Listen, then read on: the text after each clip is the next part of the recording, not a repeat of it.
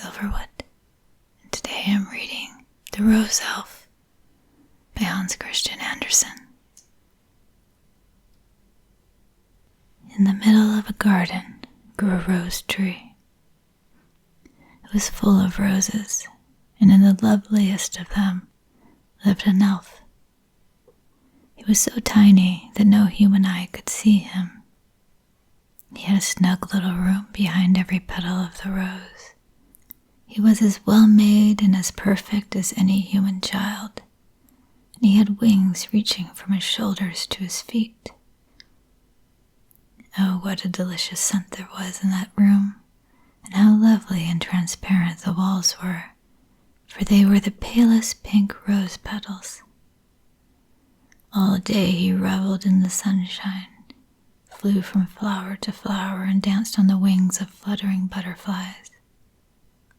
He would measure how many steps he would have to take to run along the roads and paths on a linden leaf. These paths were what we call veins, but they were endless roads to him. Before he came to the end of them, the sun went down, for he had begun rather late. It became very cold. The dew fell. The wind blew. It was high time for him to get home.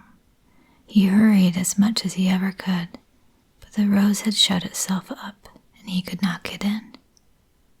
Not a single rose was open.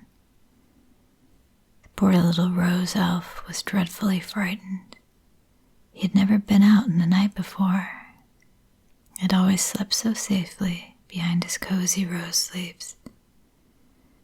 Oh, it would surely be his death. At the other end of the garden, he knew there was an arbor covered with delicious honeysuckle. The flowers looked like beautiful painted horns. He would get into one of those and sleep until morning. He flew along to it. Hush, there were already 2 people in the arbor, a young handsome man and a lovely maiden. They sat side by side and wished they might never be parted. So tenderly did they love each other. They loved each other more dearly than the best child can even love its mother and father. "Still we must part," said the young man. "Your brother is not friendly to us. Therefore he sends me on such a distant errand, far and away over the mountains and oceans. Goodbye, my sweetest bride, for you are that to me, you know." Then they kissed each other, and the young girl wept and gave him a rose. But before she gave it to him, she pressed a kiss upon it, a kiss so tender and impassioned that the rose spread its petals. Then the little elf flew in and leaned his head against the delicate, fragrant walls, but he could hear them saying, "Farewell, farewell." And he felt that the rose was placed upon the young man's heart. Oh, how it beat! The little elf could not go to sleep because of its beating. The rose did not remain long undisturbed on that beating heart. The young man took it out, and as he walked alone through the dark wood, he kissed it passionately many, many times. The little elf thought he would be crushed to death. He could feel the young man's burning lips through the leaves, and the rose opened as it might have done under the midday sun. Then another man came up from behind, dark and angry. He was the pretty girl's wicked brother. He took out a long, sharp knife, and while the other was kissing the rose, the bad man stabbed him. He cut off his head and buried it with the body in the soft earth under the linden tree. "Now he's dead and done with," thought the wicked brother. "He will never come back any more.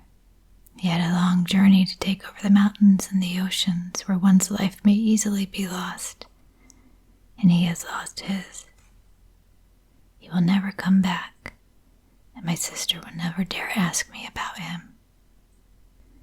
Then he raked up the dead leaves with his foot, right over the earth where it had been disturbed, and he went home again in the darkness of the night.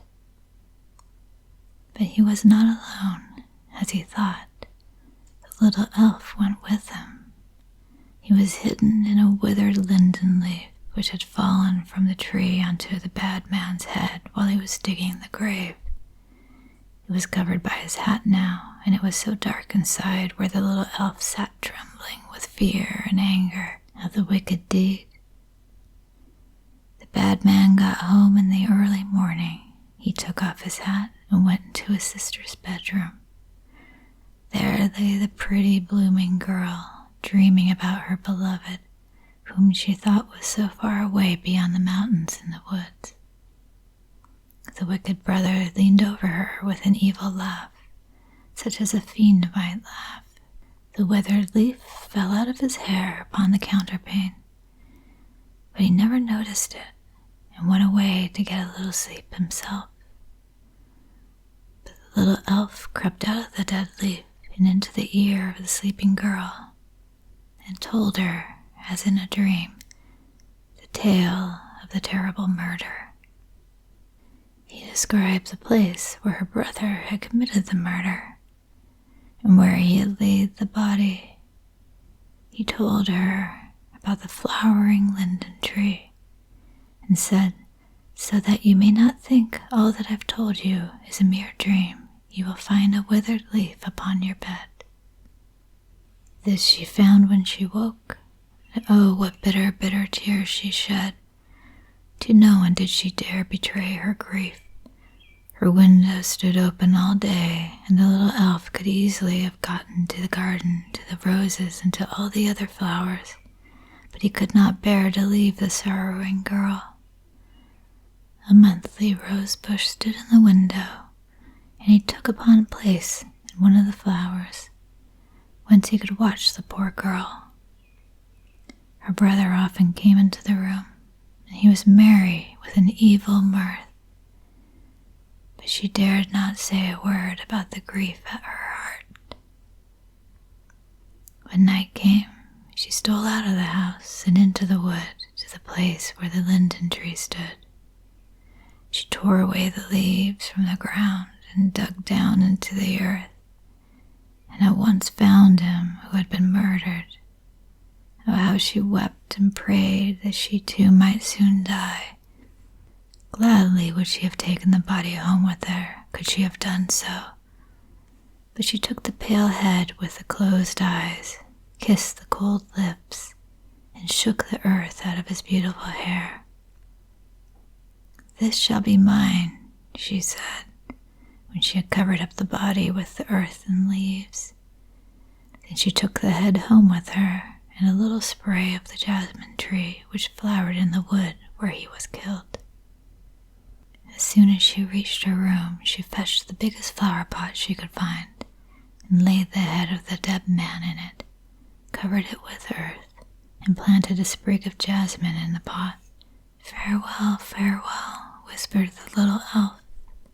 He could no longer bear to look at such grief, so he flew away into the garden to his rose, but it had withered, and only a few faded leaves hung around the green calyx.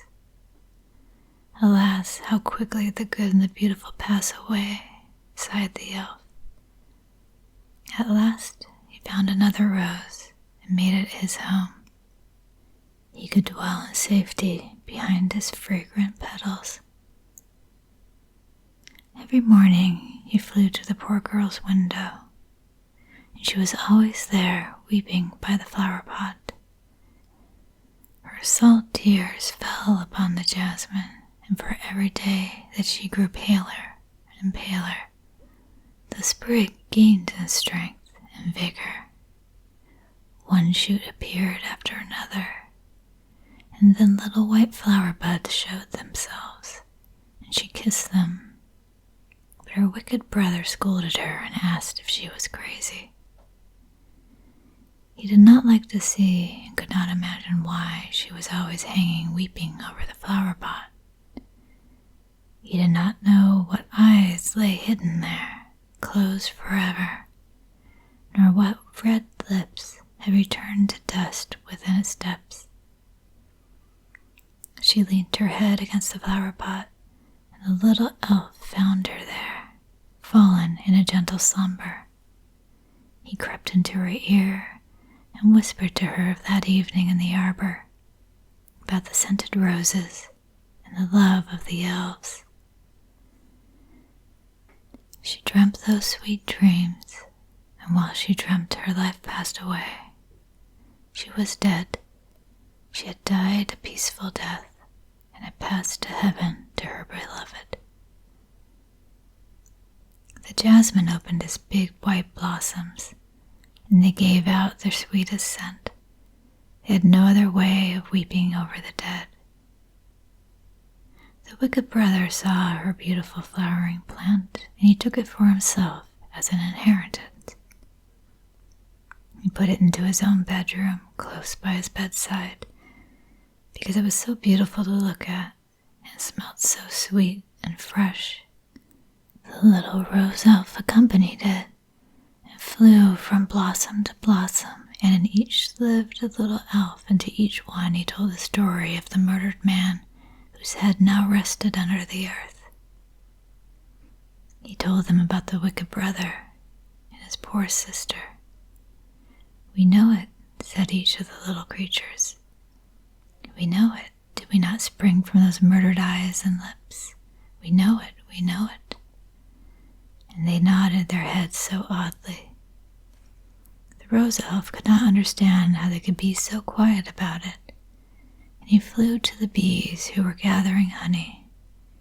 He told them the story of the wicked brother, and the bees told it to their queen, and she commanded them all to kill the murderer the next morning.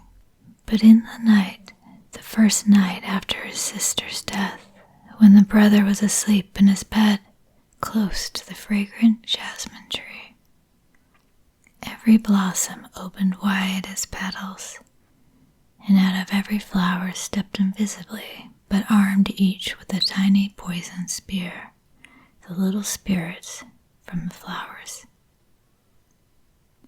First they took their places by his ear and told him evil dreams. Then they flew over to his mouth and pierced his tongue with their poisoned darts. "Now we have revenged the dead," said they, and crept back again into the white bells of the jasmine. When morning came, the window all at once flew open, and in flew the rose elf and the swarm of bees with their queen to kill him. But he was already dead. People stood around the bed and said the scent of jasmine must have killed him. Then the rose elf understood the vengeance of the flowers and told it to the queen bee, and she with all her swarm buzzed around the flower pot. The bees would not be driven away. Then a man took up the flower pot, and one of the bees stung him on the hand, and he let the pot fall, and it was broken to bits. And then they saw the whitened skull, and they knew that the dead man lying on the bed was a murderer. The queen bee hummed in the air, and sang about the vengeance of the flowers to the rose elf, and that behind each smallest leaf lurks a being who can discover and revenge every evil deed. The end.